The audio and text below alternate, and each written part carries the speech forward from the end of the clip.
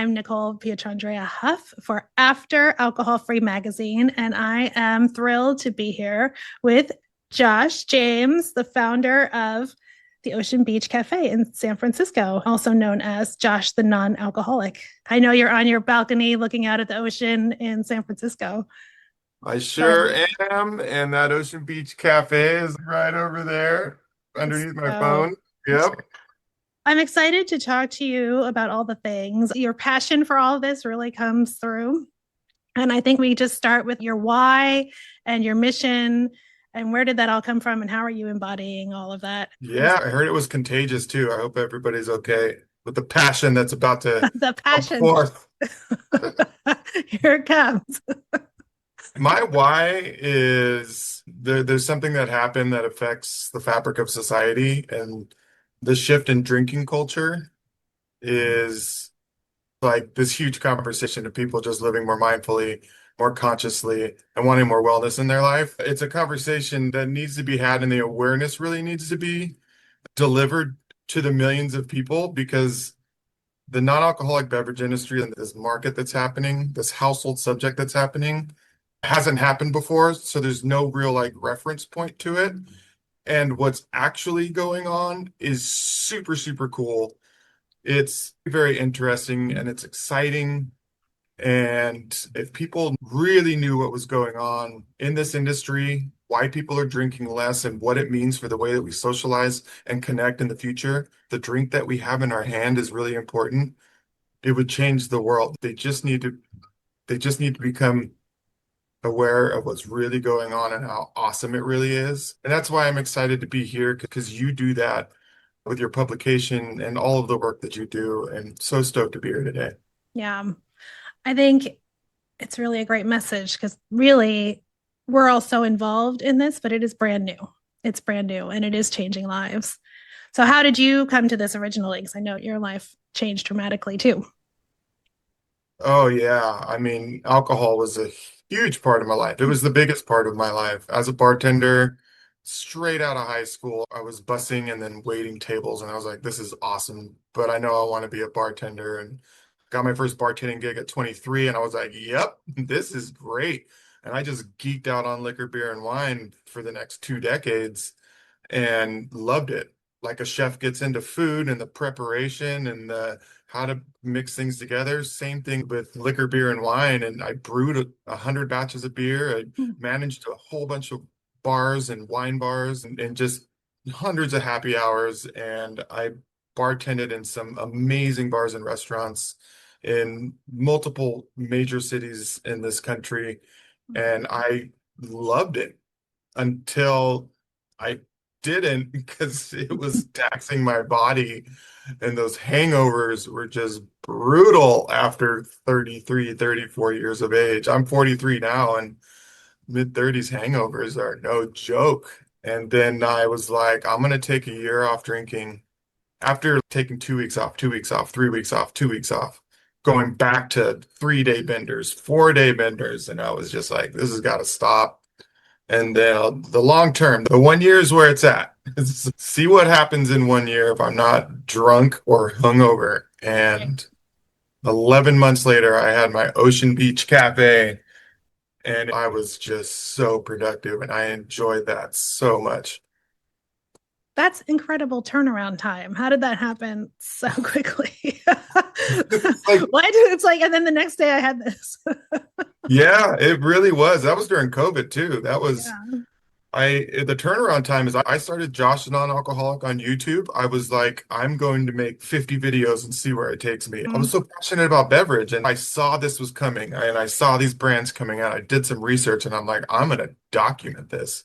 I'm going to do reviews. And so I started the No Booze reviews and I was like, 50 videos. Let's see what happens. Let's see where I'm at.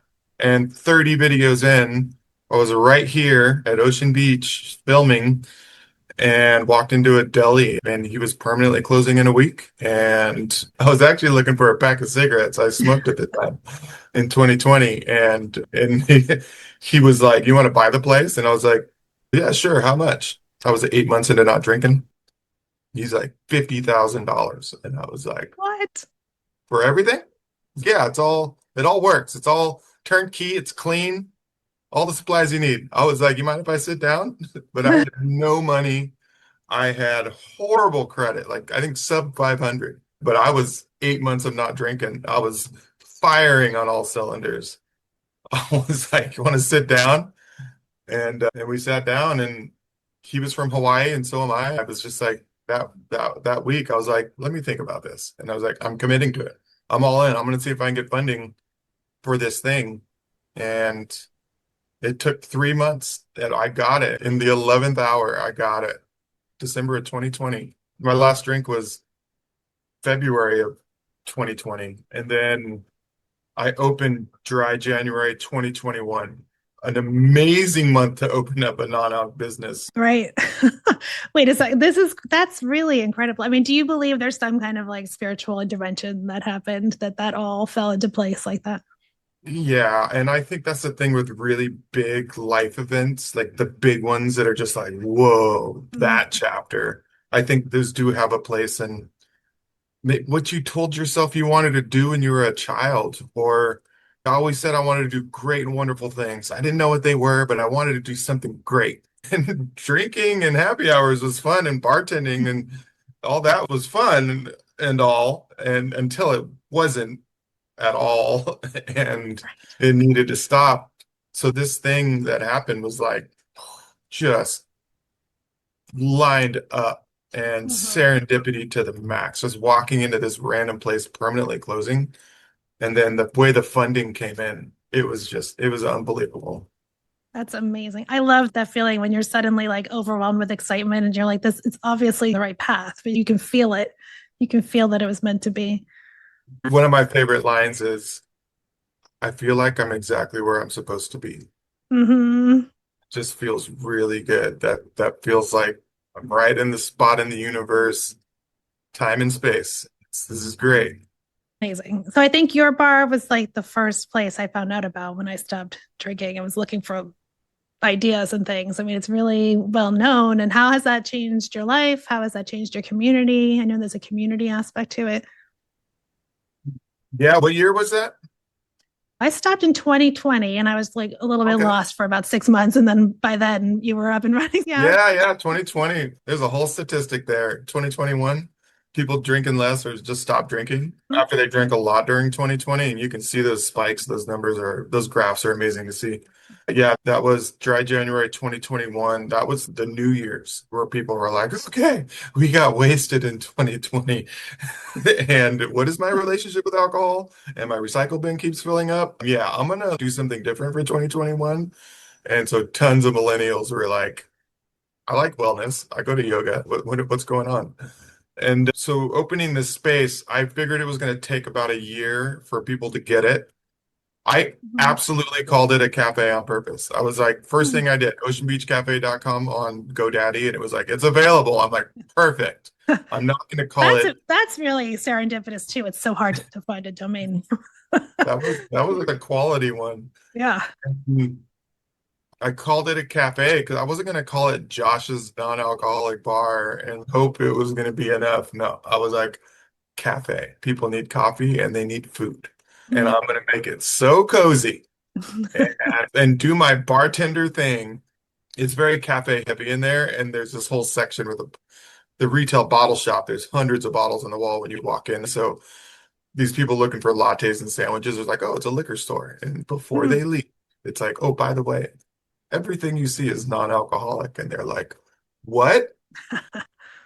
And I've gotten to do that with tens of thousands of people. And I get that feedback and those reactions many times a day. And you know how many people are like, oh my God, I stopped drinking like 6 months ago. I stopped drinking 2 years ago. And you're like, this is what it looks like. And this is all the really good stuff too. Here's the cocktail list. Check it out. And they're 12, 14, $16 drinks on there. And it's a major part of the business. I'm like 40% non-alc sales, and I'm 60% food and coffee. And we are making food and coffee all day long. The main food and coffee spot at this part of a tourist destination, Ocean Beach, San Francisco. That's awesome. I think I hear that more and more that people are looking for this type of thing, but they don't really know that it exists. And then when they see a whole wall of bottles, it's like, whoa. So you must be saying that all the time. all the time. They don't know it exists. What you just said there, I think is so powerful. Think about it.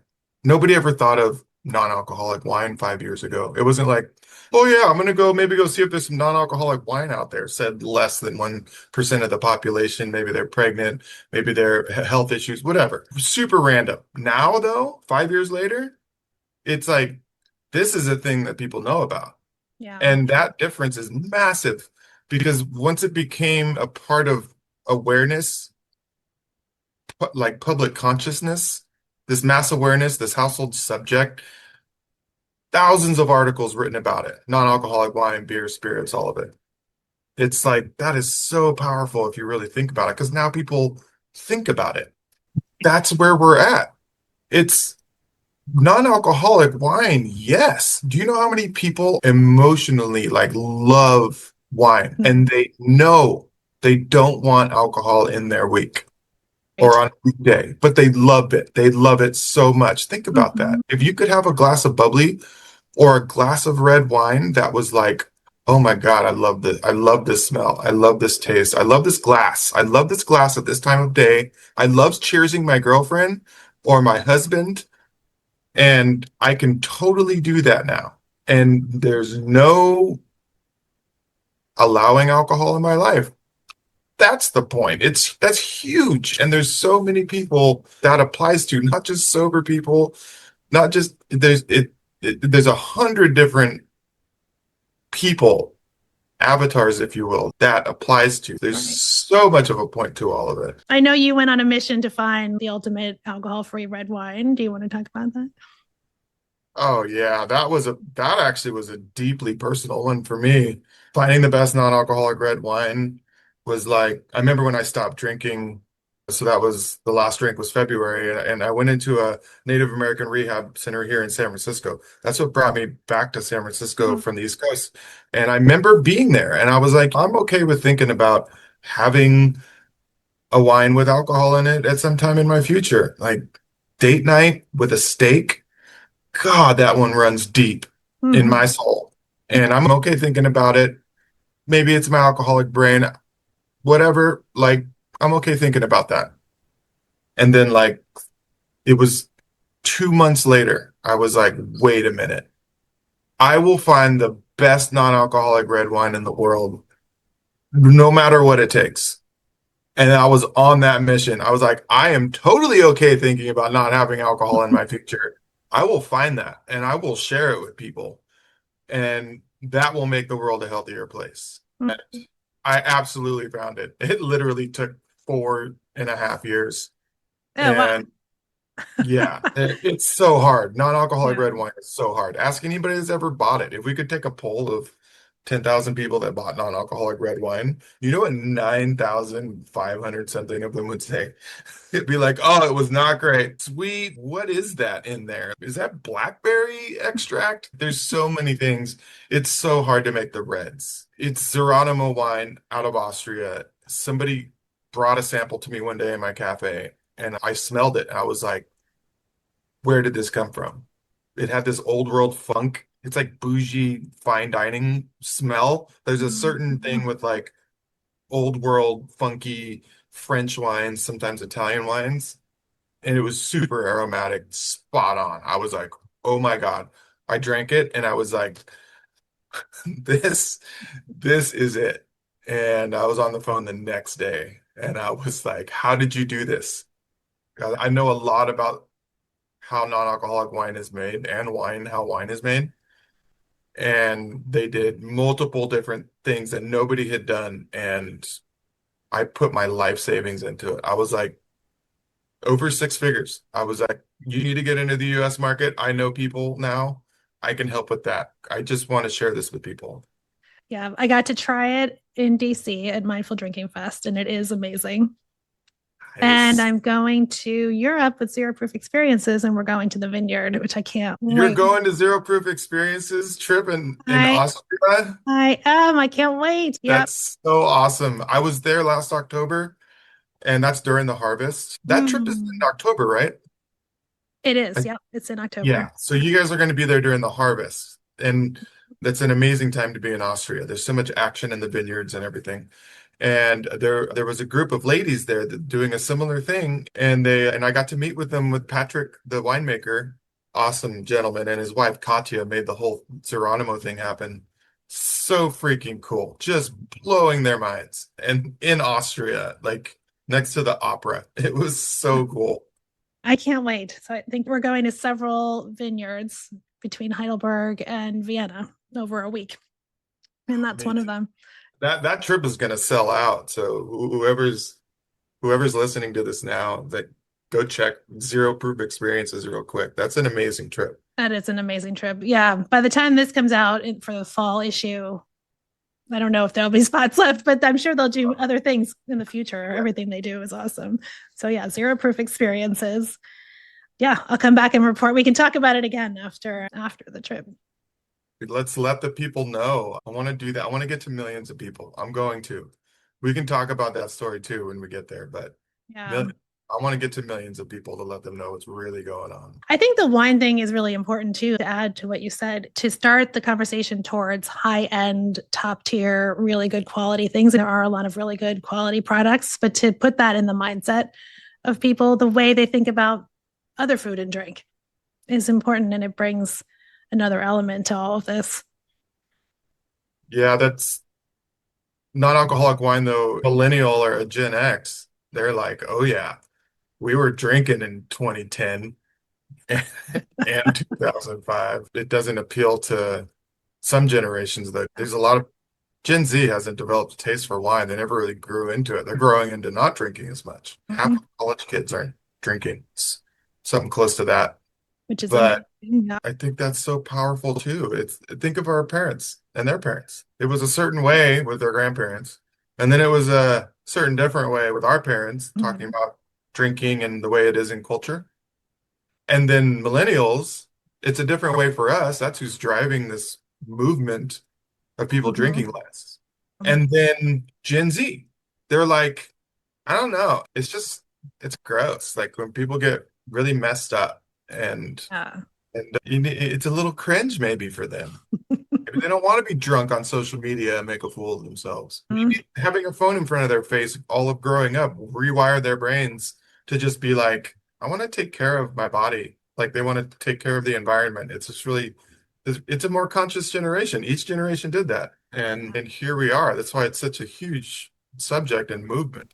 I'm about to go film 100 videos. I'm literally filming like 4 videos today now that I got the guy and the setup, and I've been practicing a lot. I'm gonna make 100 videos on Josh the non-alcoholic. That will be a podcast. There's already probably 100 videos on that YouTube channel, just stacking them up and just get better and better at it and just keep going so we Mhm. get this word out there. And I love doing reviews of what's awesome and telling people about it from a bartender's and a beer brewer's perspective. And I had been really into the business aspect of non-alc and this market and how to help people make money in it. I feel so driven to just share everything I've learned from a successful non-alcoholic beverage focused space, brick and Mhm. mortar, hospitality space in America. I want to share everything that I have, no gatekeeping, and in hopes it inspires others to build these spaces and give them the greatest chance of success. God, I want to do that so bad. I hear a lot of non-alc business owners talk about how slim the margins are and how misunderstood the pricing is and that type of thing. So, what is some advice you could give to people? A lot of people automatically go to retail non-alcoholic bottle shops, and there's Mhm. been a lot of them, and there's been a lot of them that have closed, and it breaks my heart. And part of the reason of that, there's multiple reasons, like just not having experience with things. It's like, can you imagine getting into a different industry and then like figuring everything out if you didn't grow up with it for years? That's part of it. But also, do you have a plan on selling 100 bottles a day? Think about it. If you're buying a bottle for $25 and you're selling it for 36, $38, that's like 12, $13. If you sell 100 of those, is how much is that? How much profit is that? how much do you have in cash flow if you're constantly rotating, buying more of this thing? That's huge. Pay rent. You need more staff to sell 100 bottles. You need more staff. If you have staff and that's $150 a day, like insurance, permits, how are you? The website, the subscriptions, the all of the things that stack up. You're gonna buy a bottle for 25 and sell it for 38. You're gonna be able to do all of that. Are you going to have a life? No, and that's okay because you're Mhm. fulfilled. That's fine to not have a life. You're not going to have a life anyway. It's really hard work. But what does your brand look like in 3 years? How are you going to get there? How are you going to get it so you're doing enough volume and good enough margins to have a manager be there so you can go work on more of your business? So it sounds like you're saying a lot of people open these bricks and mortar locations thinking they're just going to sell bottles in a bricks and mortar location and there needs to be something else. There absolutely does. And especially in this day and age, it's a super exciting time because we have a lot of tools with AI that can make a lot of tasks um, more, they can get done quicker and they can done more effectively. But we're also in an age where business is very different than when our parents were doing business. It's very different. And you can really use that to your advantage in ways.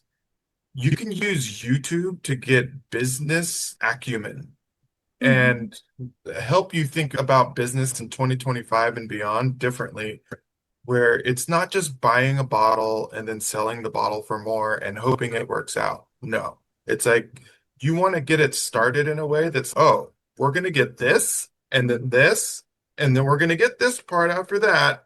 And then this last piece is going to make the whole flywheel turn. And we're just going to keep pushing it. We're going to keep filling it up. And that flywheel is just going to keep going where it's boom.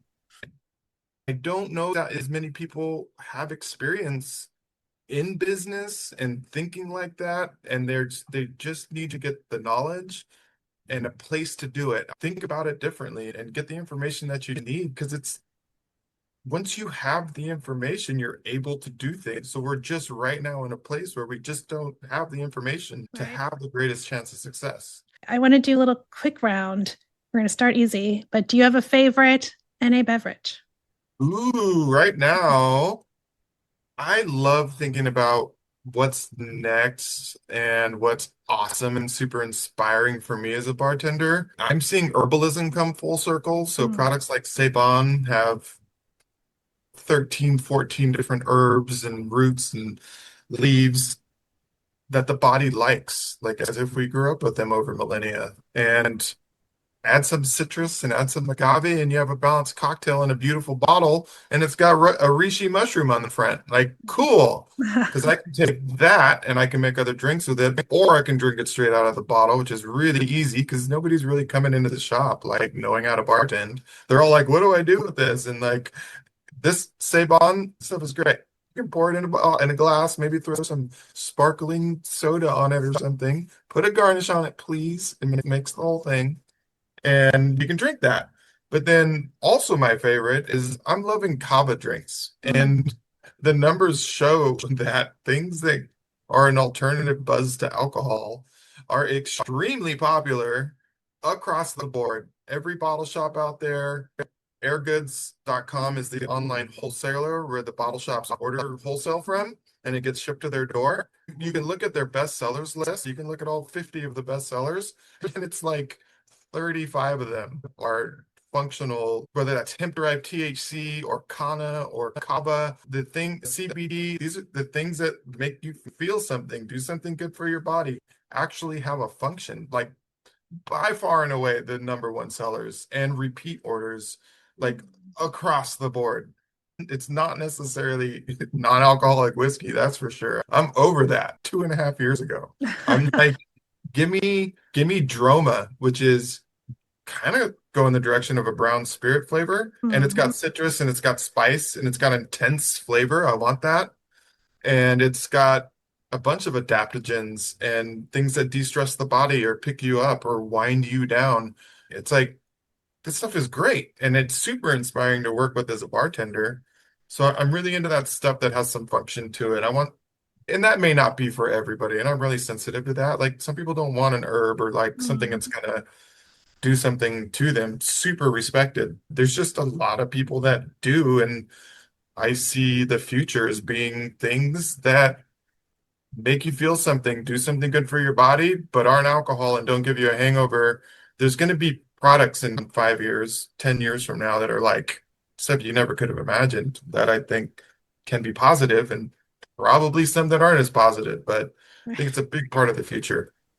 That's cool. I think it's interesting that the non-alc space is diverging from the alc space because in the beginning it was like, I want to replicate a Manhattan, I want to replicate a margarita, and now it's here are all these other really cool things that have nothing to do with alcohol flavors. It's a hard path to do as a brand coming out to do something new. And the masses need something familiar, something that they can just understand pretty quickly, and then you get a lot more sales. When you're making something unique and like, what is that? Sales are Yeah. much, much lower. Interesting. But there's enough functional things and there's enough interesting things. And the big players in the non-alc space I see are coming out with things that are like, this is standing on its own and it's awesome. Give that another year and a half, and that'll be like an understood aspect of this industry is that there's just things that aren't trying to replicate the alcohol world, but they're for adults and they're awesome. That's super cool. I can't wait. All right. My quick round questions aren't so quick. What is your favorite place to go have alcohol-free drinks besides Ocean Beach Cafe? Oh, favorite place. I love the scavenger hunt. I tell people this, go type in non-alcoholic in whatever city or even town you're in. You'll see an article, you'll see a bar, whatever's getting ranked for mocktail or non-alcoholic. Just type it in non-alcoholic Duncan, Oklahoma, to see what happens and go find the places and who's got the drinks. It's an activity, and it can really add to your adventure and your night out if you're choosing not to drink, you want fun things to do. It's the answer for me is whatever new place I can get to. But since I'm in San Francisco, like go to Trick Dog. It's like they showed how to put non-alcoholic drinks on a menu. Oh, for the rest of the bartenders in the world to see too. Trick Dog, owned by Josh Harris, is a celebrity bartender in this space. He's won Best Bar and Best Cocktail Menu multiple times, and he's famously sober. He hasn't drank for over 20 years, and he's gotten those awards. And he puts them in there in this way. Look up Trick Dog. That's where to go. That's awesome. Cool.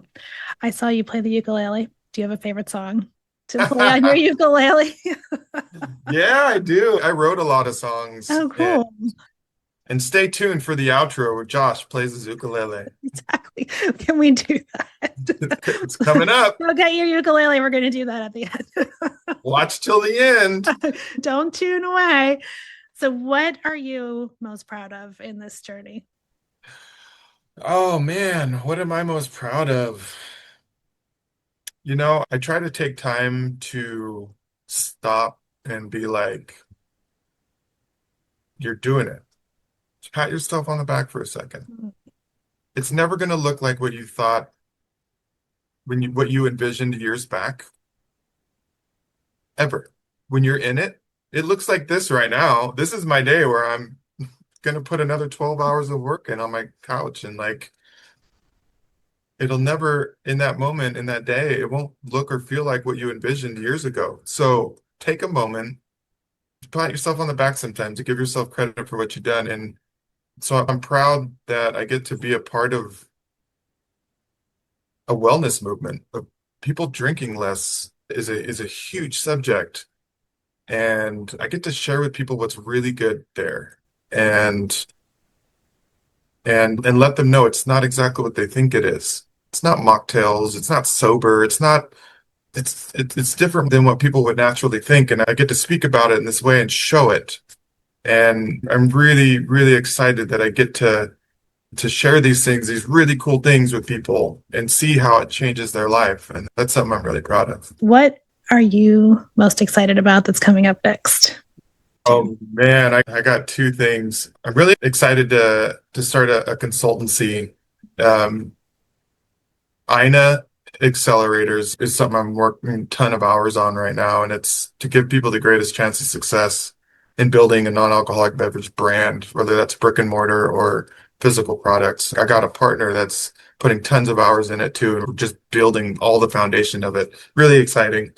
And there's going to be a lot of really neat resources to come out of that and help the next generation.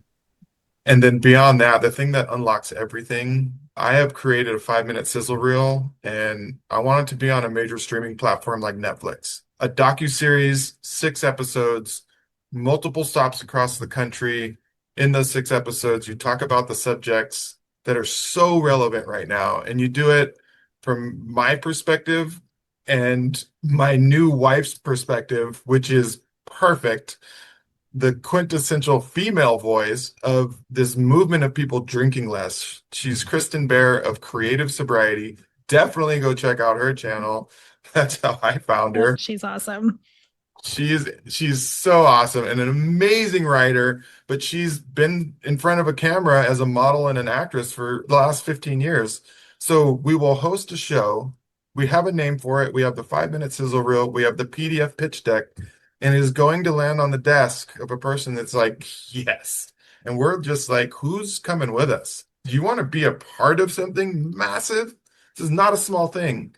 Like we have that product. We have the storyboard, the 6 episodes. We are ready. We will get it on a major streaming service and let millions of people know at the same time. That is the most important thing that is going to change the world. That's awesome. What better way to reach the masses with a message? That's amazing.